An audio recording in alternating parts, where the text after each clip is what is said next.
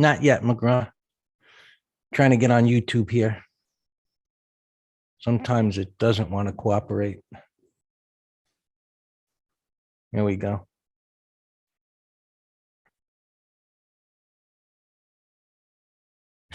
Not yet, McGraw. All right.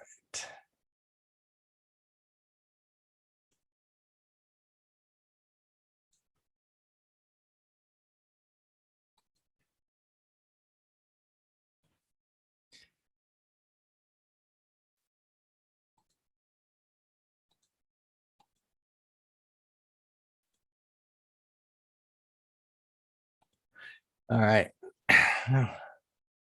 Let's start with the S&Ps. That's where I prefer to start the day. All right. So decent bounce. Higher time frames from the point of view of just looking at the S&Ps anyway. Obviously, as we can see, there's nothing wrong. It's just erratic as hell. It's just been whipping back and forth here. Came down to support 20 MA on the weekly, which is the 100 MA on the daily. Moving averages, while subjective, they come into play, obviously, but it was in the area of this little congestion there. So how far can it go? Well, we go to our factory work. There's nothing to stop it from going up, right? The blue line there, the greenish blue line, is just eyeballing about 50% of the big red bar. That's what we do. And as we can see, S&Ps are breaking out. Little breakdown failure, a downside shakeout at resistance. That's bullish. And, minor resistance. Enough people look at it, maybe become self-fulfilling prophecy, but, prices traded above, back below. So for us, my point of view, it's neutralized. There's nothing to stop it from going up other than a subjective reference point as we look at the S&Ps. And it's not to say don't respect, the power of that move to the downside, because it's coming up to an about area where sellers should show up. And so what to look for? Well, from this chart point of view, we've got a wide range bar breaking out, and that better not fail. So there's your line in the sand on the S&Ps, 47, 1,000. If it breaks below there in the first 30 minutes of trading or so, well, I guess even later, if it depends on how high it goes, of course. But if this immediately fails, common sense, it's not what should have happened. It's bearish. Then it would be a breakout failure. Right now, we've got bullish price action. Looking at all, the time frames here, and this hasn't shown any signs of stalling yet in any time frame. Oh, let's look at SPY. And I'm a little behind here. A little funny. I decided to take my dog to the tennis court early. I got up early, went out, bike ride. Dan, you would have loved it. Out there this morning, bike ride, come back, walk the dog. I can't get the dog off the damn tennis court. She will not let me catch her, and I'm stuck there. Had to get Dan to open the room. So a little havoc this morning with the dog.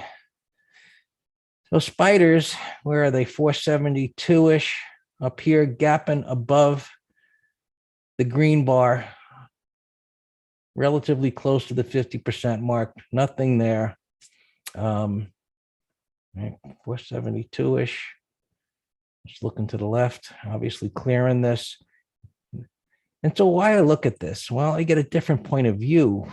And the different point of view being, this is what more institutions, really SPX, but just say the world is looking at versus the futures with the overnight data. And what we see is, a continuous move higher. So those that are looking at indicators would say, okay, this is overbought and it's gapping up and potential for a gap and crap situation, which there very well may be. we don't look at things as overbought. We just look at things as, hey, this moved a whole lot. So on the short-term basis, it's extended, and, gapping up from a continuous move up like that historically leads to a lot of times, selling on the gap up, especially after a nasty move like that. And you get the reversal, and, you get a nice green day that's closing at the high, and it gaps up. And odds are, I think, within the first half hour or so at the most, you're going to see some selling, that this, gaps up. And if it's a gap and go, then it leaves, the void below. And so I'd keep an eye on that this, maybe it even gets sold immediately. We'll see. We'll see if the first 5-minute bar is a red bar where it gets sold, and then if it follows through, or whether the first 5-minute bar is a green bar and it goes higher. Right. So bar by bar analysis, after a move like that, and, 2 days and a gap up, it would be normal for traders to sell the gap up. What's been written here? It's no wonder we finished this, McGraw, you're adding to my little bit of brain damage this morning, throwing a little gamma stuff in there. Okay, right, George. There's a void in both directions. So looking at the futures here, the NQs, right? They're lagging, but they've got room to go. And no, I like it, McGraw. It's always interesting, but first thing in the morning, a big thing to digest after my morning started anyway. Moving averages, this has the potential to go up. And one of the things, one of the lessons of, price analysis and trading, and how to, interpret what's happening is that often the underperformer, the one that got nailed the worst, has the greatest potential to retrace. And we can see that, that this does. Now, can it get up into this area up here where that 50 MA is, which lines up with this little congestion pretty much? So it's at a whole number.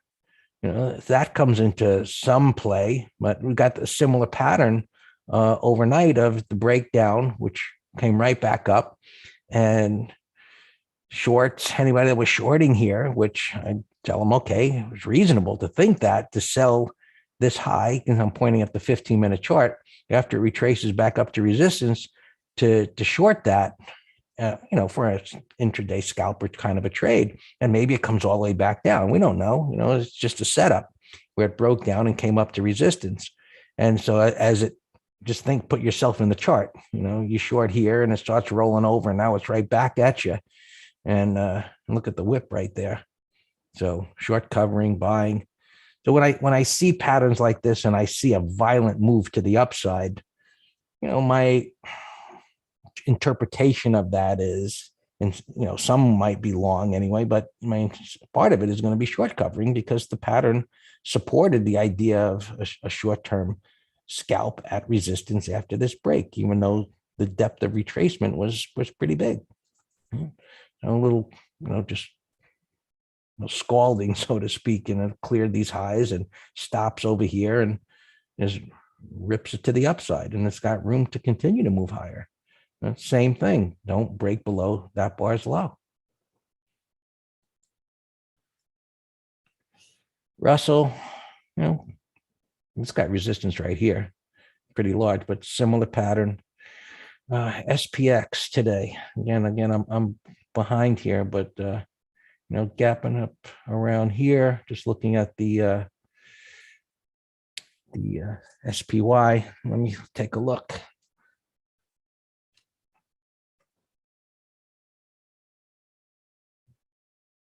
So my first, when I see pattern like this, is the call side. Now, if there's still big premium on the put side, well, that's just fine. But as it's moved up for a couple of days, let's see what's on the call side, upside here, and how far away.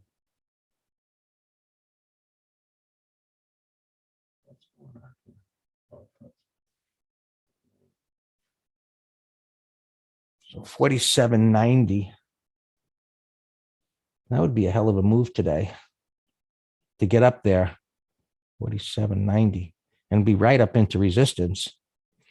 So again, if you're going to do the call side, see the first 5 minutes to see if this continues to move up. But that's far enough away for today to think that it's safe, especially the fact that it's into this resistance area. So even if it was to get up there, you're going to be taking the heat for sure. But if it was to continue rallying, well, if the first 5 minutes just shows no sign of weakness, wait. If it keeps going, when it gets up there, it should be a no-brainer. The premium will really be juiced. And on the downside,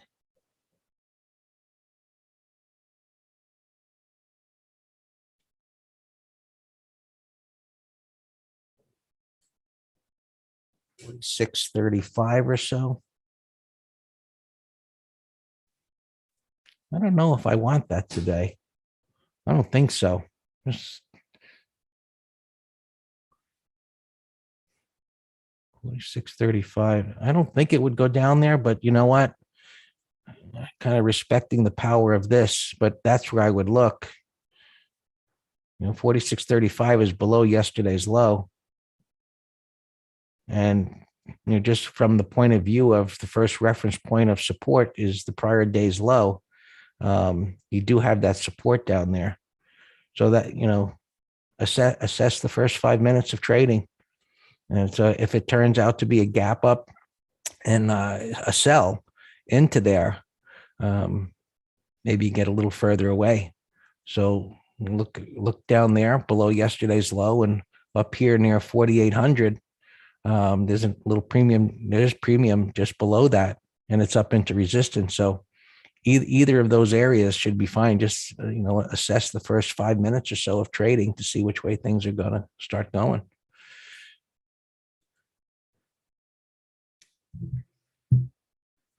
Dow. Well, that's right. That's right smack into a resistance area. And, that was weaker yesterday. But same pattern of the wide range bar clearing this resistance. So, that hourly bar on the futures is going to be a key level to start out with. And just like any pattern that we would see like this would a break to the downside that immediately came back up and then a wide range bar up. This should, the little, selling that's going on here should turn into a 1, 2, 3 continuation pattern. We'll see.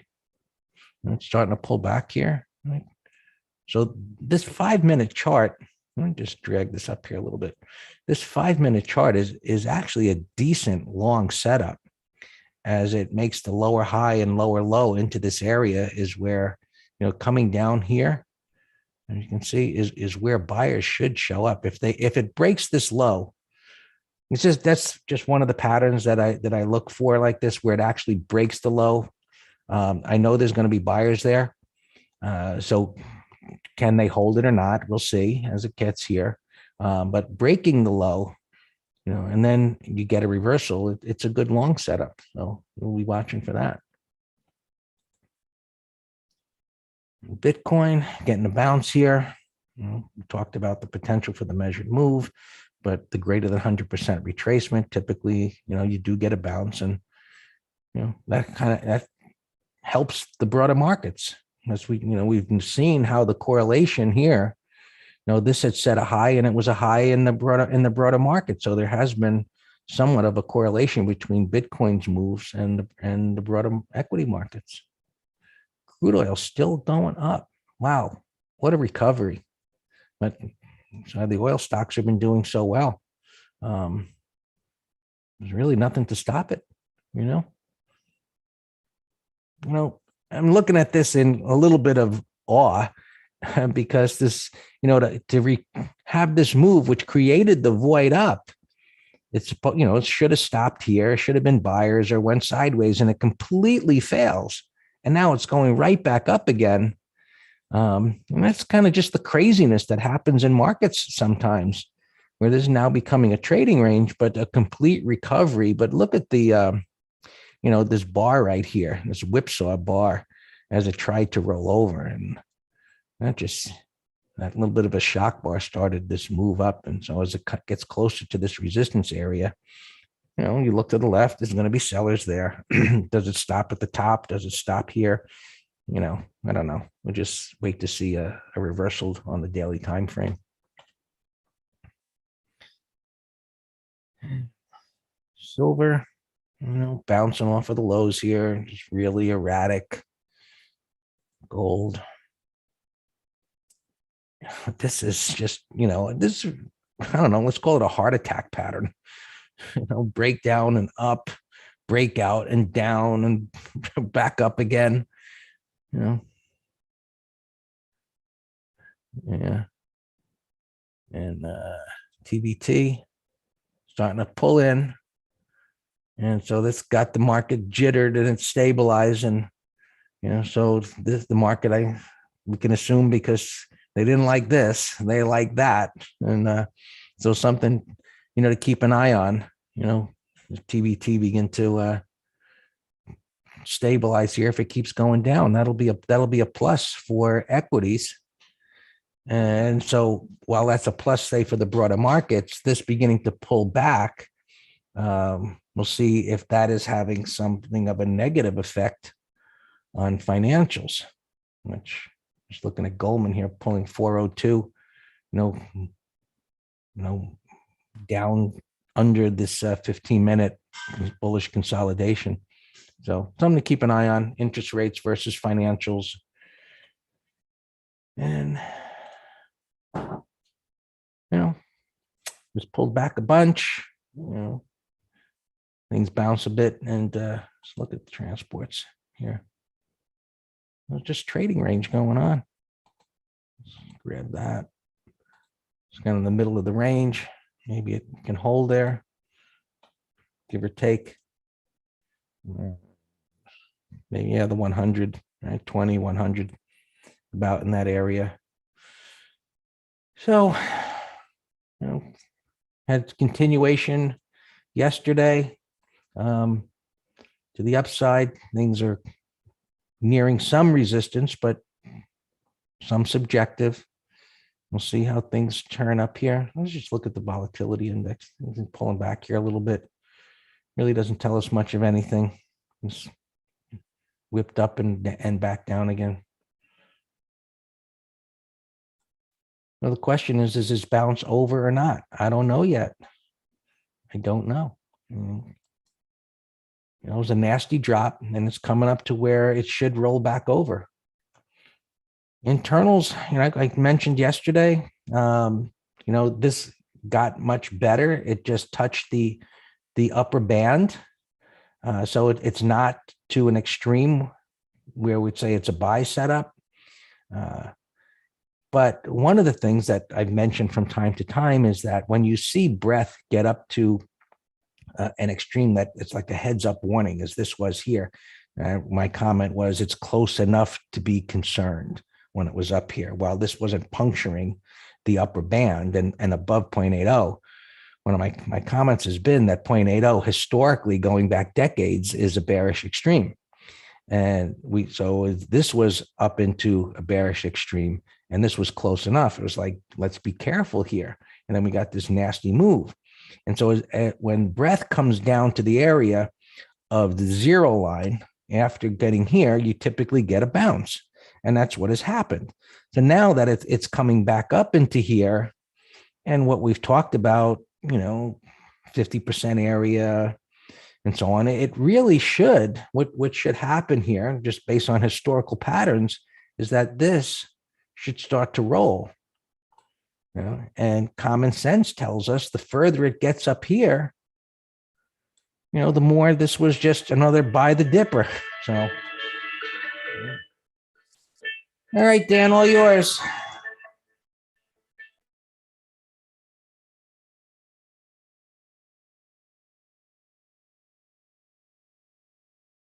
Good morning, everyone. Yeah, I told Greg this morning, I'm like, 40-year high inflation, Powell says yesterday, oh, I'll just raise rates more, which is what the market and the NASDAQ has been in a tantrum about lately. And we're sitting here rallying yesterday afternoon and rallying today. And I just told Greg, I don't get it. I don't. And that's why I'm not a fundamentalist. But you can't fight it. Like always, we just trade what is. But, I said in the video last night, very bullish close. They had no fear holding equities overnight, bullish turn, bullish day, price void. So I said I had a bias for another update. But we may be getting it on the gap. So yeah, we got to chill here. Yeah, the fangs are looking bullish. I see a lot of patterns for potential put spreads, and so hopefully we're not in a rush if we get the market pullback. Okay, Thane, you know what?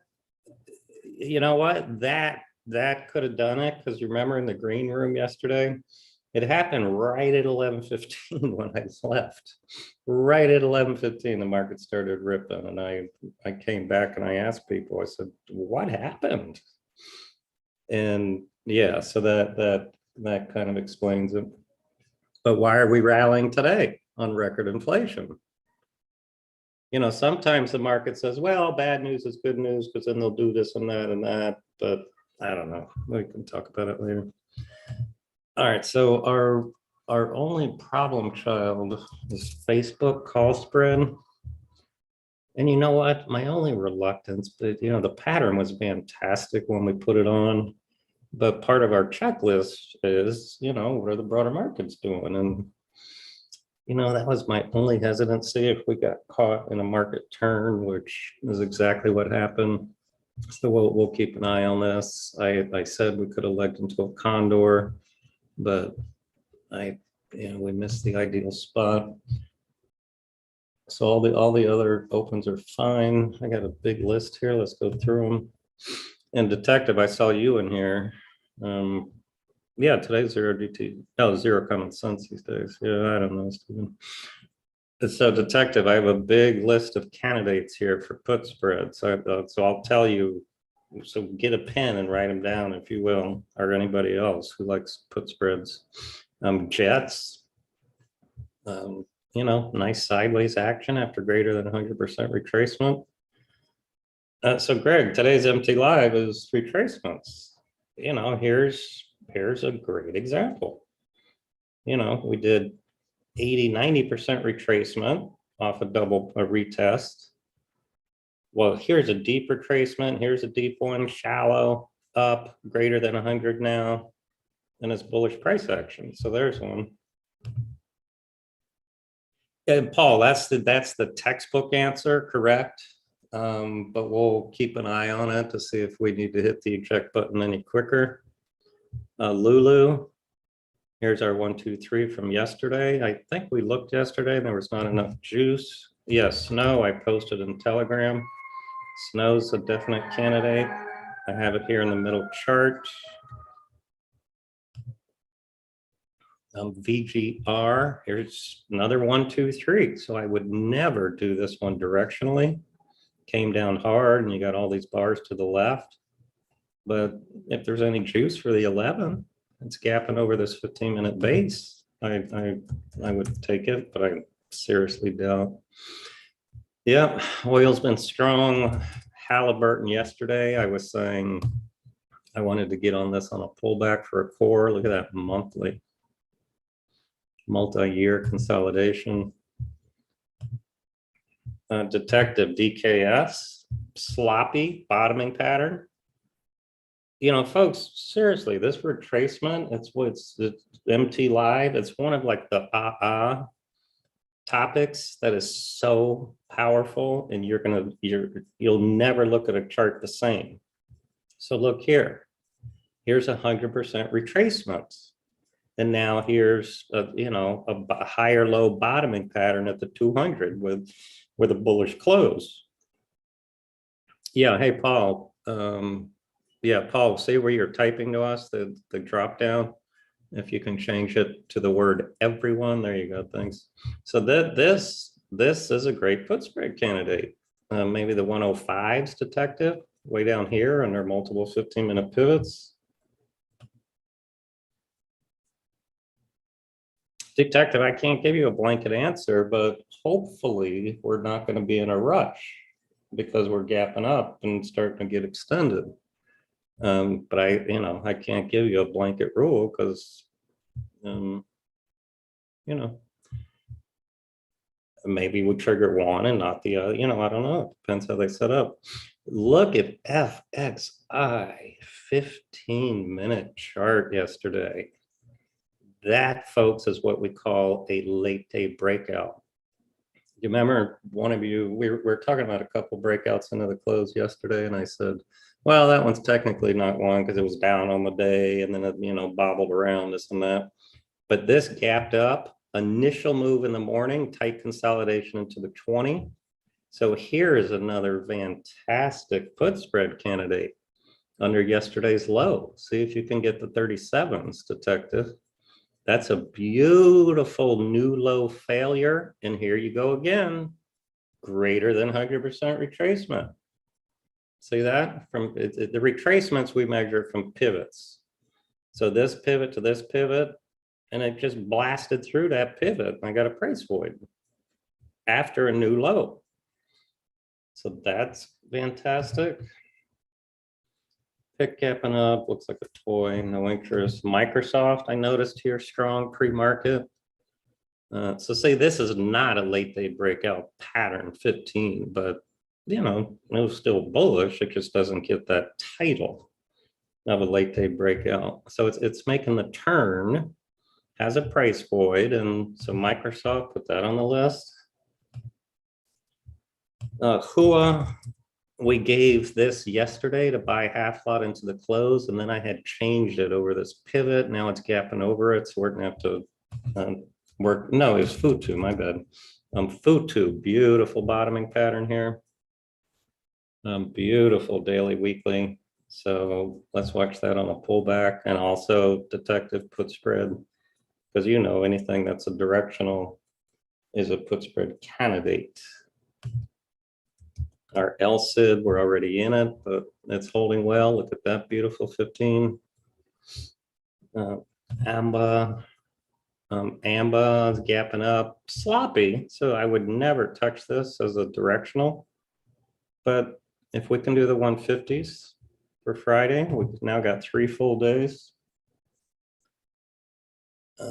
NPCE, I don't know if this was earnings or what, but that's a sloppy bottoming pattern. Bib getting whacked here again. That thing gaps too much. Wells Fargo, what's up with you? Why am I looking at you? Oh, he got an upgrade, I think. I mean, these brokers that, something's up 10 straight bars. Oh, I think I'll upgrade it now. I just have zero respect for them. PayPal got a downgrade. This poor thing just can't get out of this. But one interesting thing is this bottoming tail made a new low and snapped right back. So remember, detective, we were looking at Amazon yesterday that did the same on the daily chart. So it's still not ready and it's gapping down, but sometimes things take a while. Wow, tick 1,000. Alley upgrade. Gap's too big for me. LCID up alarm. So now we can tighten stop. BTU. Yeah, I like it, Thomas. That's a gap breakout from a bottoming pattern. Look at these 3 moving averages. So let's buy 5-minute high, stop yesterday's low. Absolutely. Oh, we had this in the weekend ladder. This is still a pending trade, or no, we're in it actually. We're already in it. We're in it.